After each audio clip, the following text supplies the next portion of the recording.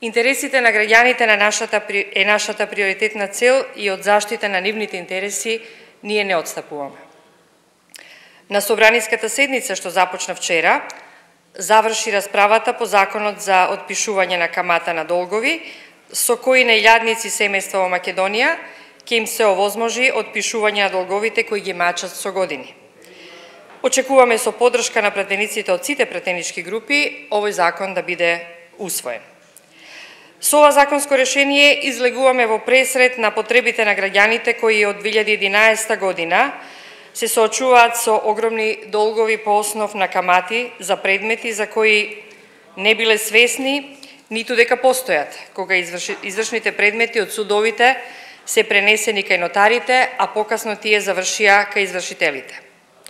Покрај отписот на затезната, односно казнената камата која се однесува на главниот долг и на трошоците на постапката за комунални дејности, електрична, топлинска енергија, вода и смет, телефонија, мобилни и кабловски оператори, одржување на заеднички простории, наводенување и одводенување на земјоделско земјиште, во текот на собраниската процедура, преку амандмани, го проширивме опфатот и на каматите и долговите за телевизија. Се намалуваат и трошоците на постапката кои не може да бидат повисоки од 20% од нивните предјавените и утврдените трошоци.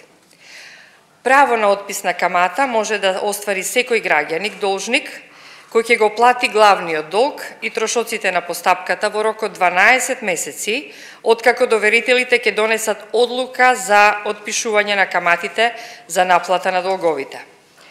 Ваква одлука доверителите се должни да донесат во рок од 10 дена од стапувањето на сила на овој закон. Се намалува и надоместокот што должниците го плаќаат на извршителите, нотарите и адвокатите за овие предмети, веќе реков, тоа се намалува не повеќе од 20%. Законот што очекуваме на 24-ти да биде усвоен предвидува граѓаните кои имаат судско решение за извршување, издадено заклучно со 1 јули 2011 година, да бараат отпис на каматите, доколку долгот го платат во рок од 1 година од носењето на законот. До ова решение дојдовме по повеќе месечни консултации помеѓу пратеничките групи во собранието, владата, како и најголемите доверители, кои на наше инсистирање искажаа подготвеност да излезат во пресред на потребите на граѓаните, за што ние особено се залагавме. Ние во текот на вчерашниот ден седницата практично ги помина сите точки, остана гласањето. Најавено беше од страна на председател дека тоа ќе се случи на 24-ти. Значи очекуваме дека на 24-ти ќе се гласаат законите. Исто така и овој закон очекуваме дека ќе биде изгласан на 24-ти. Очекувате ли денеска да добиете двотретинско мнозинство за оставките? Па вие бевте сведоци дека колегите во целиот период, во сите своји дискусии, не се откажаа од Европска унија и НАТО. Очекуваме тоа навистина да го покажат на дело и да излезат и да гласаат. Дали тоа ќе биде во текот на денешниот ден или председателот ќе донесе поинаква одлука да биде тоа друг ден, тоа сепак е нешто што тој ќе го реши до крајот на денот, до крајот на расправата. Уште 20 на луѓе ќе очекуваме денеска да се пријават, пријавени се за дискусија, да го искористат своето деловничко право да разговараат на оваа тема. Дали тоа значи дека сите претеници кои што се пријавени за денешната дебата ќе го искористат своето право на глас, односно дека се уште се губува време за одредени разговори за кои што се зборува дека се одвиваат? Видите, секој пратеник кој се пријавил и има право да си го искористи правото и да говори. Дали тоа ќе го направи или не, јас сега не можам да ви потврдам. Кога ќе почне седницата, практично секој може и во последен момент на самата седница да се откаже.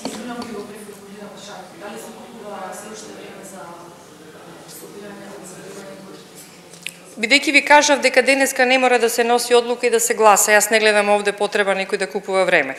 Таа седница практично во зависност од интересите на претениците така и ќе се одвива. Доколку мислат дека треба да говорат, денес ќе го искористат своето право. Дали тоа значи дека немате двотретинско мнозинство? Ние ги повикавме нашите колеги да дојдат и да гласаат.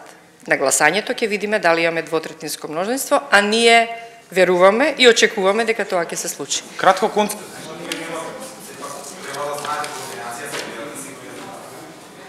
Ви реков, на самиот момент на гласање ќе видиме дали тоа го имаме. Очекуваме тоа да биде така.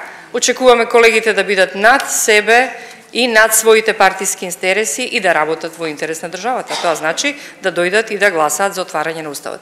Има ли некои други прашања? Со оглед на тоа што Олмер доаѓа во понеделник, дали тоа значи дека се прават последни обиди, значи за двотретинско мнозинство? Вие гледате дека целата меѓународна демократска заедница практично е тука да ни помогне за да ги надминеме разликите и да одработиме нешто што треба да го направиме како собрание заедно. Воопшто не гледам дека неговото доаѓање значи притисок на... Ние во собранието 120 луѓе сме тие кои треба да донесат одлука за тоа дали ќе гласаат и тоа го очекуваме со право дека колегите ќе го направат.